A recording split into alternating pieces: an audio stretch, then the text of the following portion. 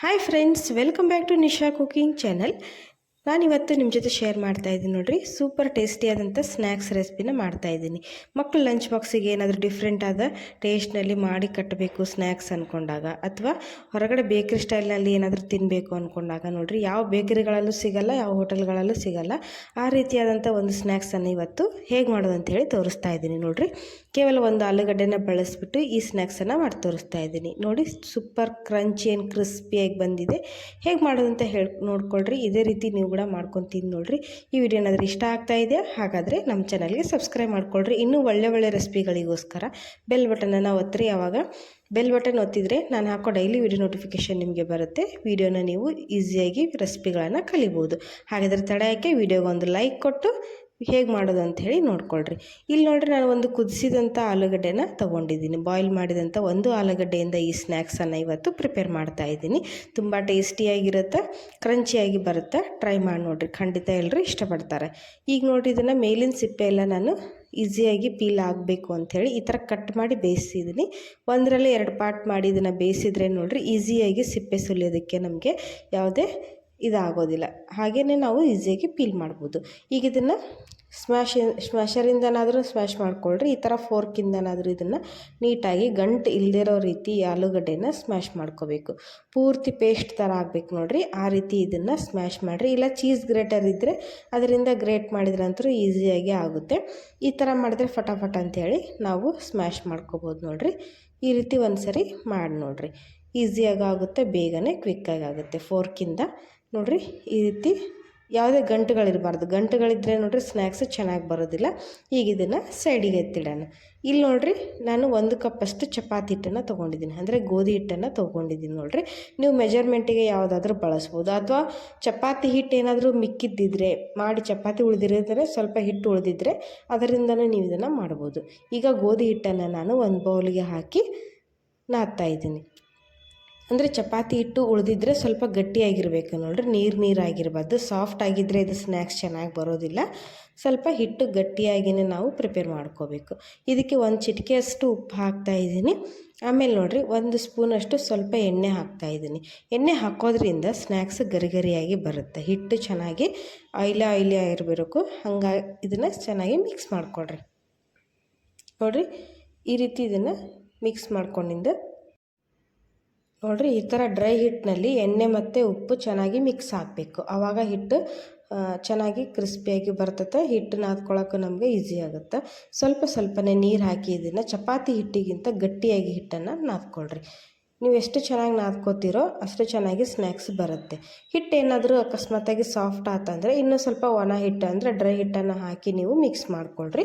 ಅದಕ್ಕೇ ಸ್ವಲ್ಪನೇ ನೀರು ಹಾಕಿ ಫಸ್ಟಿಗೆ ಈ ಥರ ನಾದ್ಕೊಂಡ್ಬಿಟ್ಟು ಹದ ನೋಡಿಕೊಂಡು ಇದಕ್ಕೆ ನೀರು ಸೇರಿಸ್ತಾ ನಾದ್ಕೊಳ್ರಿ. ಆವಾಗ ಪರ್ಫೆಕ್ಟ್ ಆದ ರೀತಿಯಲ್ಲಿ ಬರುತ್ತೆ.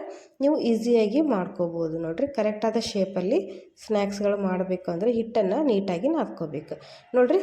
ಈ ರೀತಿ ಇದನ್ನು ನಾದ್ಕೊಂಡು ರೆಡಿ ಮಾಡ್ಕೊಳ್ರಿ. ಸ್ವಲ್ಪ ಗಟ್ಟಿಯಾಗಿದೆ ಇದು. ಒಂದು 10 ನಿಮಿಷ ಇದನ್ನು ನೆನೆಯಕ್ಕೆ ಬಿಡ್ತೀವಿ. ನೆನೆಯಕ್ಕೆ ಬಿಟ್ಟ ಮೇಲೆ ಏನಾಗುತ್ತೆ ಅಂದರೆ ಇನ್ನೂ ಸಾಫ್ಟ್ ಆಗುತ್ತೆ ಹಿಟ್ಟು ನೋಡಿರಿ. ಇಷ್ಟು ಗಟ್ಟಿಯಾಗಿದ್ದರೆ ಸಾಕು. ಈಗ ಇದನ್ನು ಒಂದು 10 ರಿಂದ 15 ನಿಮಿಷ ನೆನೆಯಕ್ಕೆ ಬಿಡೋಣ. ಇಲ್ಲಿ ನೋಡಿರಿ, ನಾವು ಫಸ್ಟು ಆಲೂಗಡ್ಡೆ ಸ್ಮ್ಯಾಶ್ ಮಾಡಿದ್ದೀವಲ್ಲ, ಅದಕ್ಕೆ ರುಚಿಗೆ ತಕ್ಕಷ್ಟು ಉಪ್ಪನ್ನು ಹಾಕ್ತಾಯಿದ್ದೀನಿ. ಆಮೇಲೆ ನೋಡಿರಿ, ಸ್ವಲ್ಪ ಜೀರಿಗೆ ಹಾಕ್ತಾಯಿದ್ದೀನಿ. ಒಂದು ಅರ್ಧ ಟೀ ಸ್ಪೂನಷ್ಟು ಜೀರಿಗೆ ಹಾಕಿರಿ, ಒಳ್ಳೆ ಫ್ಲೇವರ್ ಇರುತ್ತೆ. 1 ಸ್ಪೂನಷ್ಟು ಕಸ್ತೂರಿ ಮೇಥಿ ಹಾಕ್ತಾಯಿದ್ದೀನಿ. ಇದು ಕೂಡ ಒಳ್ಳೆ ರುಚಿ ಕೊಡುತ್ತೆ. ಆಮೇಲೆ ಫ್ಲೇವರ್ ತುಂಬ ಚೆನ್ನಾಗಿರುತ್ತೆ. ಸಣ್ಣಗೆ ಕಟ್ ಮಾಡಿದಂಥ ಹಸಿಮೆಣ್ಸಿನ್ಕಾಯನ್ನು ಹಾಕ್ತಾಯಿದ್ದೀನಿ. ನೀವು ಮಕ್ಕಳಿಗೆ ಏನಾದರೂ ಮಾಡ್ತಾಯಿದ್ರೆ ಹಸಿಮೆಣ್ಸಿನ್ಕಾಯನ್ನು ಸ್ಕಿಪ್ ಮಾಡ್ಬೋದು. ಇಲ್ಲಿ ನೋಡಿರಿ, 1 ಸ್ಪೂನಷ್ಟು ಧನಿಯಾ ಪುಡಿನ ಹಾಕ್ತಾಯಿದ್ದೀನಿ. ಸ್ವಲ್ಪ ಮೈಲ್ಡ್ ಆಗಿರೋಂಥ ಮಸಾಲ ಬಳಸಿದ್ರೆ ನೋಡಿರಿ, ಚಟ್ಪಟ ಅಂಥೇಳಿ ತಿನ್ನಬೇಕಾದ್ರೆ ತುಂಬ ಒಳ್ಳೆ ರುಚಿ ಕೊಡುತ್ತೆ. ನಿಮಗೆ ಮಸಾಲ ಬೇಡ ಅನ್ನೋರು ಸ್ಕಿಪ್ ಮಾಡ್ಬೋದು. ಒಂದು ಅರ್ಧ ಸ್ಪೂನಷ್ಟು ನಾನಿಲ್ಲಿ ಗರಂ ಮಸಾಲ ಹಾಕ್ತಾಯಿದ್ದೀನಿ. ನೀವು ಗರಂ ಮಸಾಲ ಹಾಕ್ಬೋದು, ಅಥವಾ ಚಿಕನ್ ಮಸಾಲ ಅಥವಾ ಚಾಟ್ ಮಸಾಲ ಯಾವುದಾದ್ರೂ ಒಂದಿದ್ರೂ ಯೂಸ್ ಮಾಡ್ಕೋಬೋದು ನೋಡಿರಿ. ಈಗ ಇದನ್ನು ನೀಟಾಗಿ ಮಿಕ್ಸ್ ಮಾಡ್ಕೊಳ್ರಿ. ನಾವು ಹಾಕಿರುವಂಥ ಸ್ಪೈಸಸ್ ಎಲ್ಲ ಆಲೂಗಡ್ಡೆ ಮಿಶ್ರಣವನ್ನು ಚೆನ್ನಾಗಿ ಇದನ್ನು ಮಿಕ್ಸ್ ಮಾಡ್ಕೋಬೇಕು. ಅಂದರೆ ಎಲ್ಲ ಕಡೆ ಸ್ಪ್ರೆಡ್ ಆಗುತ್ತೆ. ಪೂರ್ತಿ ಇದು ಕ್ರೀಮಿ ಥರ ಚೆನ್ನಾಗಿ ಬರುತ್ತೆ. ಇಲ್ಲಿ ಲಾಸ್ಟಲ್ಲಿ ನಾನು ಒಂದು ಚಿಟಿಕೆ ಅರಿಶಿನ ಪುಡಿ ಹಾಕ್ತಾಯಿದ್ದೀನಿ. ಕಲರ್ ತುಂಬ ಚೆನ್ನಾಗಿ ಕಾಣಿಸುತ್ತೆ. ಈಗ ಇದನ್ನು ಚೆನ್ನಾಗಿ ಮಿಕ್ಸ್ ಮಾಡ್ಕೊಳ್ರಿ. ಇದನ್ನು ಎಷ್ಟು ಚೆನ್ನಾಗಿ ನೀವು ಸ್ಮ್ಯಾಶ್ ಮಾಡ್ಕೋತೀರೋ, ಮಿಕ್ಸ್ ಮಾಡ್ಕೋತೀರೋ ಅಷ್ಟು ಚೆನ್ನಾಗಿ ನೀವು ಇದನ್ನು ಕೋಟಿಂಗ್ ಮಾಡ್ಬೋದು. ಇಲ್ಲಾಂದರೆ ನೋಡಿರಿ ಗಂಟಿದ್ರೆ ಸ್ನ್ಯಾಕ್ಸು ತುಂಬ ಚೆನ್ನಾಗಿ ಬರೋದಿಲ್ಲ, ಸ್ಪ್ರೆಡ್ ಆಗೋದಿಲ್ಲ ಇದು ಮಸಾಲ. ಹಾಗಾಗಿ ಸರಿಯಾಗಿ ಇದನ್ನು ಮಿಕ್ಸ್ ಮಾಡ್ಕೊಳ್ರಿ. ಈಗ ನೋಡಿರಿ ಫಸ್ಟ್ ನಾವು 10 ನಿಮಿಷ ನೆನೆಯಕ್ಕೆ ಇಟ್ಟಿದ್ವಲ್ಲ ಹಿಟ್ಟು, ನಾನಿಲ್ಲಿ ಒಂದು 15 ನಿಮಿಷ ಒಳಗೂ ಇದನ್ನು ನೆನೆಯಕ್ಕೆ ಇಟ್ಟಿದ್ದೆ. ನೋಡಿರಿ ಸಾಫ್ಟಾಗಿ ನೆನೆದಿದೆ. ಎಷ್ಟು ಚೆನ್ನಾಗಿ ನೆನೆಯುತ್ತೋ ಅಷ್ಟು ಚೆನ್ನಾಗಿ ಹಿಟ್ಟು ಹದವಾಗಿ ಬರುತ್ತೆ. ನೋಡಿರಿ ಇದು ಸ್ವಲ್ಪ ಕೈಯಿಂದ ಮಿತ್ಕೊಂಡು ಈ ರೀತಿ ಒಂದು ಇಡೀ ಉಳ್ಳೆನ ನಾನಿಲ್ಲಿ ಚಪಾತಿ ಲಟ್ಟಿಸ್ತಾ ಇದ್ದೇನೆ. ಅಂದರೆ ಇದೆಲ್ಲ 2 ಪಾರ್ಟ್ ಮಾಡಿಲ್ಲ. ಇಡೀದಾದಂಥ ಹಿಟ್ಟನ್ನು ತೊಗೊಂಡು ದೊಡ್ಡದಾದಂಥ ಚಪಾತಿನ ಲಟ್ಟಿಸ್ಕೊಳ್ರಿ. ಸ್ವಲ್ಪ ದಪ್ಪನೇ ಇರಲಿ, ಇದು ತುಂಬ ತೆಳ್ಳಗಿರಬಾರ್ದು. ಸ್ವಲ್ಪ ದಪ್ಪನೇ ಇದನ್ನು ಲಟ್ಟಿಸ್ಕೊಳ್ರಿ. ಕೆಳಗೆ ಸ್ವಲ್ಪ ಡ್ರೈ ಹಿಟ್ಟು ಹಾಕಿ ಲಟ್ಟಿಸ್ರಿ, ಮೇಲೆ ಕೆಳಗೆ, ಅಂದರೆ ಫ್ಲೋರ್ಗೆಲ್ಲ ಅಂಟ್ಕೊಳ್ಳೋದಿಲ್ಲ. ನೀವು ಬೇಕಾದರೆ ಚಪಾತಿ ಮನೆ ಮೇಲೂ ಮಾಡ್ಕೋಬೋದು. ನನಗೆ ಫ್ಲೋರ್ ಮೇಲೇ ಲಟ್ಟಿಸಿ ಅಭ್ಯಾಸ ಇರುತ್ತೆ. ಆಮೇಲೆ ಬೇಗ ಆಗುತ್ತೆ ಈ ರೀತಿ ಮಾಡೋದ್ರಿಂದ.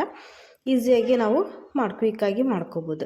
ಈಗ ನೋಡಿರಿ ಚಪಾತಿನ ಲಟ್ಟಿಸ್ಕೊಳ್ರಿ. ಸ್ವಲ್ಪ ಗಟ್ಟಿಯಾಗಿರೋದ್ರಿಂದ ಜಲ್ದಿ ಸ್ಪ್ರೆಡ್ ಆಗೋದಿಲ್ಲ ಇದು.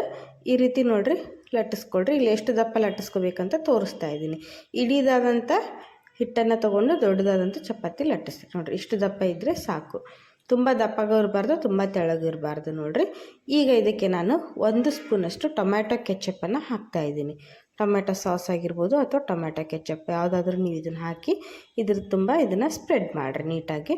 ಯಾಕಂದರೆ ಮಕ್ಕಳು ತುಂಬ ಇಷ್ಟಪಡ್ತಾರೆ ಇದ್ರ ಫ್ಲೇವರ್ ಆಗಿರ್ಬೋದು. ನಮಗೂ ತಿನ್ನೋಕ್ಕೆ ಚೆನ್ನಾಗಿರುತ್ತೆ, ಒಂಥರ ಸ್ಪೈಸಿ ಮಜಾ ಇರುತ್ತೆ ಇದು ಟೇಸ್ಟಿಯಾಗಿ. ಆಮೇಲೆ ನೋಡಿರಿ ಇದಕ್ಕೆ ಇನ್ನೊಂದು ಸ್ಪೂನಷ್ಟು ನಾನಿಲ್ಲಿ ಚಿಲ್ಲಿ ಸಾಸನ್ನು ಹಾಕ್ತಾಯಿದ್ದೀನಿ. ಅಂದರೆ ಇದು ಗ್ರೀನ್ ಚಿಲ್ಲಿ ಸಾಸ್ ಹಾಕ್ತಾಯಿದ್ದೀನಿ. ನೀವು ಬೇಕಾದರೆ ಪುದೀನ ಚಟ್ನಿ ಯಾವುದಾದ್ರೂ ಇದ್ದರೆ ಹಾಕ್ರಿ, ಚಟ್ಪಟ ಅಂಥೇಳಿ ತಿನ್ನೋದಕ್ಕೆ ಒಳ್ಳೆ ಒಂದು ಮಜಾ ಇರುತ್ತೆ. ಈಗ ಇದನ್ನು 2 ಪೂರ್ತಿ ನಾನಿಲ್ಲಿ ಸ್ಪ್ರೆಡ್ ಮಾಡಿ ತೋರಿಸ್ತಾ ಇದ್ದೀನಿ. ಇದ್ರ ಮೇಲ್ಗಡೆ ನಾವು ಆಲೂ ಮಿಶ್ರಣವನ್ನು ಹಾಕ್ತಾಯಿದ್ದೀನಿ. ನಾವು ರೆಡಿ ಮಾಡ್ಕೊಂಡಂಥ ಆಲೂಗಡ್ಡೆ ಮಸಾಲಾನ ಇದಕ್ಕೆ ಹಾಕ್ತಾಯಿದ್ದೀನಿ. ನೋಡಿರಿ ಈ ರೀತಿ ಸ್ಪ್ರೆಡ್ ಇರೋದ್ರಿಂದನೇ ಹಾಲಿನಲ್ಲಿ ಯಾವುದೇ ರೀತಿ ಗಂಟುಗಳು ಇರಬಾರ್ದು ಅಂತ ಹೇಳಿದ್ದು. ಇದು ಎಷ್ಟು ಚೆನ್ನಾಗಿ ಸ್ಮೂತಾಗಿ ಬಂದಿರುತ್ತೋ ಅಷ್ಟು ಚೆನ್ನಾಗಿ ಬೇಗನೆ ಸ್ಪ್ರೆಡ್ ಆಗುತ್ತೆ. ನೋಡಿರಿ ಈ ಥರ ಸ್ಪೂನಿಂದಾದರೂ ಮಾಡಿರಿ ಅಥವಾ ನೀವು ನೈಫಿಂದಾದರೂ ಮಾಡ್ಬೋದು. ನಿಮ್ಗೆ ಯಾವುದರಿಂದ ಈಸಿ ಆಗುತ್ತೆ ನೋಡಿರಿ ಆ ರೀತಿ ಇದನ್ನು ಸ್ಪ್ರೆಡ್ ಮಾಡಿಕೊಡ್ರಿ. ಒಂದು ತೆಳುವಾದಂಥ ಲೇಯರ್ನ ನೀವು ಇದನ್ನು ಮಾಡಿಕೊಡ್ರಿ. ನೋಡಿ ನಿಮಗೇನಾದರೂ ಸ್ನ್ಯಾಕ್ಸ್ ಕ್ವಾಂಟಿಟಿ ಜಾಸ್ತಿ ಬೇಕು ಅಂದರೆ ಈ ರೀತಿ ಚಪಾತಿನ ಇನ್ನೂ ಒಂದು ಲಟ್ಟಿಸ್ಕೊಂಡು ನೀವು ಜಾಸ್ತಿ ಆಲೂ ಮಸಾಲ ಬಳಸಿ ಮಾಡ್ಬೋದು. ಇಲ್ಲಿ ನೋಡಿರಿ ಸಣ್ಣಗೆ ಕಟ್ ಮಾಡಿದಂಥ 1 ಉಳ್ಳಾಗಡ್ಡಿನ ತೊಗೊಂಡಿದ್ದೀನಿ. ಪೂರ್ತಿ ಸಣ್ಣ ಕಟ್ ಮಾಡಿದ್ದೀನಿ ನೋಡಿರಿ. ಇದು ಕೂಡ ಒಳ್ಳೆ ರುಚಿ ಕೊಡುತ್ತೆ. ಉಳ್ಳಾಗಡ್ಡಿ ಸ್ಕಿಪ್ ಮಾಡಬೇಡ್ರಿ, ಹಾಕ್ರಿ. ಈ ಉಳ್ಳಾಗಡ್ಡಿ ಅಂತೂ ಎಲ್ಲರ ಮನೇಲಿ ಇದ್ದೇ ಇರುತ್ತೆ. ಇದನ್ನು ಹಾಕಿದರೆ ಒಳ್ಳೆ ತಿನ್ನೋದಕ್ಕೂ ಮಜಾ ಇರುತ್ತೆ ನೋಡಿರಿ. ಇದು ಒಳಗಡೆ ಫ್ರೈ ಆಗಿರುತ್ತಲ್ವ, ಆವಾಗ ಸೂಪರ್ ಆಗಿರುತ್ತೆ. ಇದನ್ನು ಸಹಿತ ಎಲ್ಲ ಕಡೆ ನಾನು ಸ್ಪ್ರೆಡ್ ಮಾಡ್ತಾಯಿದ್ದೀನಿ. ಮೇಲೆಯಿಂದ ಸ್ವಲ್ಪ ಫ್ರೆಶ್ ಆಗಿರುವಂತಹ ಹಸಿ ಕೊತ್ತಂಬರಿ ಸೊಪ್ಪನ್ನು ಹಾಕ್ತಾಯಿದ್ದೀನಿ ನೋಡಿರಿ. ಇದು ಕೂಡ ಒಳ್ಳೆ ಫ್ಲೇವರ್ ಕೊಡುತ್ತೆ, ಒಳ್ಳೆ ರುಚಿನೂ ಕೊಡುತ್ತೆ. ಈ ರೀತಿ ಒಂದು ಸಾರಿ ಹಾಕ್ಕೊಂಡು ಮಾಡ್ತೀನಿ ನೋಡಿರಿ, ಸೂಪರಾಗಿರುತ್ತೆ. ಈಗ ಇದನ್ನು ಫೋಲ್ಡ್ ಮಾಡೋಣ. ನೋಡಿರಿ ಫೋಲ್ಡ್ ಮಾಡಬೇಕಾದ್ರೆ ಲಕ್ಷ್ಯ ಇರಲಿ, ಇದೇನು ಎಡ್ಜಸ್ಟ್ ಇರುತ್ತಲ್ಲ ಅದನ್ನಷ್ಟೇ ನೀವು ಫೋಲ್ಡ್ ಮಾಡಿಕೊಂಡು ಇದನ್ನು ಇನ್ನೂ ಒಂದು ರೀತಿ ಈ ಥರ ತಿರುಗಿಸಾಕ್ರಿ. ನೋಡಿರಿ ಪರ್ಫೆಕ್ಟಾಗಿ ಬಂದಿದೆ. ಇದು ಹಿಟ್ಟು ಗಟ್ಟಿಯಾದರೆ ಮಾತ್ರ ಈ ರೀತಿ ಬರುತ್ತೆ, ಮೆತ್ತಗಾದರೆ ಹಿಟ್ಟು ಚೆನ್ನಾಗಿ ಬರೋದಿಲ್ಲ ಶೇಪ್. ನೋಡಿರಿ ಈಗ ಲಾಸ್ಟ್ ಎಡ್ಜಸ್ಟ್ನಲ್ಲಿ ಪ್ರೆಸ್ ಮಾಡ್ಕೊಂಬಿಡ್ರಿ. ಮಸಾಲೆ ಎಲ್ಲ ಹೊರಗಡೆ ಬರೋದಿಲ್ಲ, ಪ್ರೆಸ್ ಮಾಡಿರಿ. ಆದರೂ ನೋಡಿರಿ ಈ ರೀತಿ ನೀಟಾಗಿ ಪ್ರೆಸ್ ಮಾಡಿದ್ರೆ ಚೆನ್ನಾಗಿ ಫ್ರೈ ಮಾಡಬೇಕಾದ್ರೆ ನೀಟಾಗಿ ಫ್ರೈ ಆಗುತ್ತೆ, ಕ್ರಿಸ್ಪಿಯಾಗಿ ಬರುತ್ತೆ. ಈಗ ನೋಡಿರಿ ಎಲ್ಲ ಕಡೆ ಇದನ್ನು ಪ್ರೆಸ್ ಮಾಡಿದ ಮೇಲೆ ಒಂದು ಚಾಕು ತೊಗೊಂಡು ಈ ರೀತಿ ನಿಮ್ಗೆ ಯಾವ ಶೇಪಲ್ಲಿ ಬೇಕೋ ಆ ಶೇಪಲ್ಲಿ ನೀವು ಇದನ್ನು ಕಟ್ ಮಾಡಿಕೊಡ್ರಿ. ನಾನಿಲ್ಲಿ ಟ್ರಯಾಂಗಲ್ ಶೇಪ್ನಲ್ಲಿ ಕಟ್ ಮಾಡ್ತಾಯಿದ್ದೀನಿ. ನೋಡಿರಿ ಈಸಿಯಾಗಿ ಕಟ್ ಆಗ್ತಾಯಿದೆ. ಸ್ವಲ್ಪ ಹಿಟ್ಟು ಮೆತ್ತಗಾದರೆ ಕಟ್ ಆಗೋದಿಲ್ಲ, ಶೇಪ್ ಕೂಡ ಹದಗೆಟ್ಟು ಬಿಡುತ್ತೆ, ನೀಟಾಗಿ ಬರೋದಿಲ್ಲ. ಸ್ವಲ್ಪ ಚಾಕುಗೆ ಎಣ್ಣೆ ಹಚ್ಚಿ ನೀವು ಕಟ್ ಮಾಡೋದ್ರಿಂದ ಚಾಕು ಕೂಡ ಅಂಟುಕೊಳ್ಳೋದಿಲ್ಲ. ನೋಡಿರಿ ಈಸಿಯಾಗಿ ಬೇಗನೆ ಈ ರೀತಿ ಮಾಡ್ಕೋಬೋದು.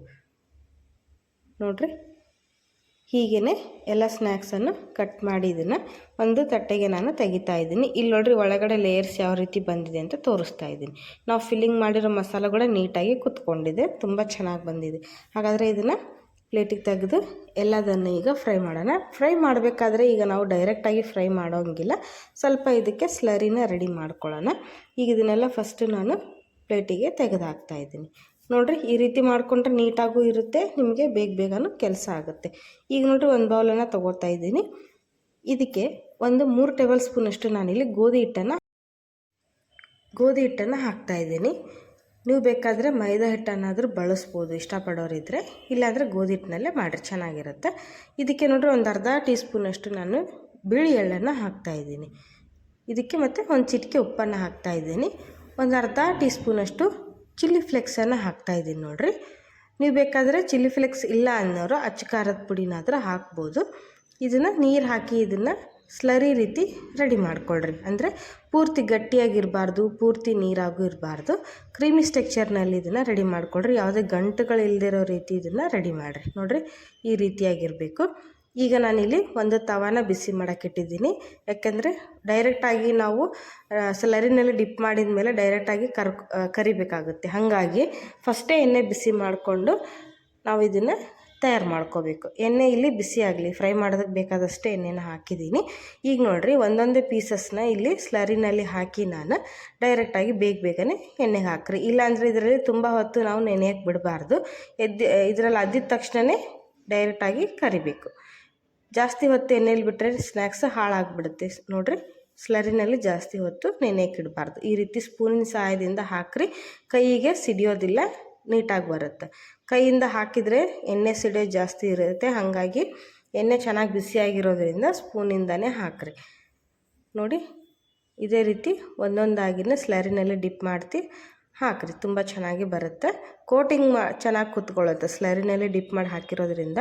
ಆಮೇಲೆ ಆಯಿಲ್ ಜಾಸ್ತಿ ಅಬ್ಸರ್ವ್ ಮಾಡ್ಕೊಳ್ಳೋದಿಲ್ಲ, ಕ್ರಿಸ್ಪಿಯಾಗಿ ಬರುತ್ತೆ. ಮೇಲಿನ ಲೇಯರ್ಸ್ ಏನಿದೆ ನೋಡಿರಿ ಚೆನ್ನಾಗಿ ಫ್ರೈ ಆದಮೇಲೆ ತುಂಬ ಕ್ರಿಸ್ಪಿಯಾಗಿ ಕ್ರಂಚಿಯಾಗಿ ಬರುತ್ತೆ. ನೀವು ಈಸಿಯಾಗಿ ಇದನ್ನು ತುಂಬ ಹೊತ್ತೊಳವರೆಗೂ ಇಟ್ಟು ತಿನ್ಬೋದು. ನೋಡಿರಿ ಎಷ್ಟೊತ್ತು ಇಟ್ಟರು ಇದೇ ರೀತಿ ಕ್ರಂಚಿಯಾಗಿ ಇರುತ್ತೆ. ಈಗ ನೋಡಿರಿ ಒಂದು ಸೈಡ್ ಚೆನ್ನಾಗಿ ಫ್ರೈ ಆದಮೇಲೆ ಇದನ್ನು ತಿರುಗಿಸಿ ಹಾಕಿ ಲೋ ಫ್ಲೇಮ್ ಇಟ್ಕೊಂಡು ಒಂದು 2-3 ನಿಮಿಷ ಲೋ ಫ್ಲೇಮಲ್ಲೇ ಫ್ರೈ ಮಾಡಿರಿ. ಏಕೆಂದರೆ ಒಳಗಡೆ ಸಹಿತ ನೋಡಿರಿ ಹಿಟ್ಟು ಹಸಿಯಾಗಿರೋದ್ರಿಂದ ಚೆನ್ನಾಗಿ ಬೇಯಬೇಕು ಅಂದರೆ ನೀವು ಇದನ್ನು ಒಂದು 2-3 ನಿಮಿಷ ಆದರೂ ಸಹಿತ ಇದನ್ನು ಲೋ ಫ್ಲೇಮ್ ಇಟ್ಕೊಂಡು ಫ್ರೈ ಮಾಡಿದ್ರೆ ಒಳಗಡೆಯಿಂದನೂ ಕ್ರಂಚಿಯಾಗಿ ಫ್ರೈ ಆಗುತ್ತಾ. ಎಷ್ಟು ದಿನ ನೀವು ಇಟ್ಟರು ಇದು ಹೀಗೆ ಕ್ರಿಸ್ಪಿಯಾಗಿ ಇರುತ್ತೆ ನೋಡಿರಿ. ಅಂದರೆ ಎಷ್ಟೊತ್ತು ಇಟ್ಟರು ಇದು ಮೆತ್ತಗಾಗೋದಿಲ್ಲ, ಹೀಗೆ ಕ್ರಂಚಿಯಾಗಿಯೇ ಇರುತ್ತೆ. ಈಗ ನೋಡಿರಿ ಎರಡು ಕಡೆ ನಾನಿಲ್ಲಿ ತಿರುಗಿಸಿ ಹಾಕಿ ಫ್ರೈ ಮಾಡ್ಕೊತಾ ಇದ್ದೀನಿ. ಕಲರ್ ಕೂಡ ನೋಡ್ತಿರ್ಬೋದು ನೀವು, ಚೇಂಜ್ ಆಗಿದೆ ಅಲ್ವಾ, ಇದ್ರ ಮೇಲೆ ಗೊತ್ತಾಗುತ್ತೆ ಬೆಂದಿದೆನೋ ಇಲ್ಲೋ ಅಂಥೇಳಿ. ಈ ರೀತಿ ಪರ್ಫೆಕ್ಟಾಗಿ ಫ್ರೈ ಮಾಡಿಕೊಂಡು ಇದನ್ನು ನಾನು ಎಣ್ಣೆ ಬಸ್ತು ತೆಗಿತಾ ಇದ್ದೀನಿ. ನೋಡಿರಿ ಈಗ ಎರಡು ಕಡೆ ಚೆನ್ನಾಗಿ ಹೊಂಬಣ್ಣ ಬರೋವರೆಗೂ ಫ್ರೈ ಆಗಿದ್ದಾವೆ. ಈ ರೀತಿ ಖಡಕ್ಕಾಗಿ ಫ್ರೈ ಮಾಡಿಕೊಂಡ್ರೆ ತಿನ್ನೋದಕ್ಕೆ ಚೆನ್ನಾಗಿರುತ್ತೆ. ನೋಡಿರಿ ಟೀ ಜೊತೆ ಒಳ್ಳೆ ಮಜಾ ಇರುತ್ತೆ. ಇದು ಸಾಯಂಕಾಲ ತಿನ್ನಬೇಕಾದ್ರೆ ಈ ಜಿಟಿ ಮಳೆಗೂ ಈ ಸ್ನ್ಯಾಕ್ಸಿಗೂ ಬಿಸಿ ಬಿಸಿಯಾಗಿ ಸೂಪರಾಗಿರುತ್ತೆ. ಹಾಗಾದರೆ ತಡ ಯಾಕೆ ಫ್ರೆಂಡ್ಸ್, ಇವತ್ತೇ ನೀವು ಕೂಡ ಇದನ್ನು ಟ್ರೈ ಮಾಡಿ ನೋಡಿರಿ, ತುಂಬ ಚೆನ್ನಾಗಿ ಬರುತ್ತೆ. ಹಾಗೆ ಇದೇ ರೀತಿ ಎಲ್ಲ ಪೊಟ್ಯಾಟೊ ಸ್ನ್ಯಾಕ್ಸನ್ನು ನಾನು ಶೇರ್ ಮಾಡಿದ್ದೀನಿ. ನಮ್ಮ ಚಾನಲಲ್ಲಿ ಎಲ್ಲ ವಿಡಿಯೋಗಳು ಅವೈಲೇಬಲ್ ಇದೆ. ಪೊಟ್ಯಾಟೊ ಸ್ನ್ಯಾಕ್ಸ್ ಆಗಿರ್ಬೋದು ಅಥವಾ ವೆಜ್ ಆ್ಯಂಡ್ ನಾನ್ ವೆಜ್ ರೆಸಿಪಿಗಳು, ಎಲ್ಲ ರೀತಿಯ ಲಂಚ್ ಬಾಕ್ಸ್ ರೆಸಿಪಿಗಳು ನಮ್ಮ ಚಾನಲಲ್ಲಿ ಅಪ್ಲೋಡ್ ಮಾಡಿದ್ದೀನಿ. ನೀವು ಚಾನಲ್ ಓಪನ್ ಮಾಡಿ ನೋಡಿದ್ರೆ ನಿಮಗೆ ಎಲ್ಲ ವಿಡಿಯೋಗಳು ಅವೈಲೇಬಲ್ ಇರುತ್ತೆ. ಎಲ್ಲ ವಿಡಿಯೋಗಳನ್ನು ನಿಮಗೆ ಏನಾದರೂ ಇಷ್ಟ ಅನಿಸಿದರೆ ನೀವು ಹೆಚ್ಚು ನಿಮ್ಮ ಫ್ಯಾಮಿಲಿ ಫ್ರೆಂಡ್ಸ್ ಜೊತೆ ಶೇರ್ ಮಾಡಿಕೊಳ್ರಿ. ಹೇಗೆ ಬಂತು ಅಂತೇಳಿ ತಿಳಿಸಿ. ಹಾಗೆ ವಿಡಿಯೋಗೆ ಲೈಕ್ ಕೊಡ್ರಿ. ಯಾರು ಇನ್ನೂ ಚಾನಲ್ಗೆ ಸಬ್ಸ್ಕ್ರೈಬ್ ಮಾಡ್ಕೊಂಡಿಲ್ಲೋ ಸಬ್ಸ್ಕ್ರೈಬ್ ಮಾಡಿಕೊಂಡು ವಿಡಿಯೋಗಳನ್ನು ನೋಡಿ ಸಪೋರ್ಟ್ ಮಾಡಿರಿ. ಇಲ್ಲಿ ನೋಡಿರಿ ಯಾವ ರೀತಿ ಬಂದಿದೆ ಅಂತೇಳಿ ನಾನು ತೋರಿಸ್ತಾ ಇದ್ದೀನಿ. ತುಂಬ ಚೆನ್ನಾಗಿ ಕ್ರಿಸ್ಪಿಯಾಗಿದೆ, ಒಳಗಡೆ ಕೂಡ ತುಂಬ ಚೆನ್ನಾಗಿ ಬಂದಿದೆ, ಟೇಸ್ಟಿಯಾಗಿ ಬಂದಿದೆ. ನೀವು ಇದನ್ನು ಟ್ರೈ ಮಾಡಿ ನೋಡಿದ್ರೆ ನಿಮಗೆ ಗೊತ್ತಾಗುತ್ತೆ ಯಾವ ರೀತಿ ಬಂದಿದೆ ಅಂತೇಳಿ. ತುಂಬ ಬಿಸಿ ಇದೆ. ಇದೇ ರೀತಿ ಬಿಸಿಯಾಗಿ ಮಾಡ್ಕೊತೀನಿ ನೋಡಿರಿ. ವಿಡಿಯೋ ನೋಡಿದ್ದಕ್ಕೆ ಧನ್ಯವಾದಗಳು. ಬಾಯ್.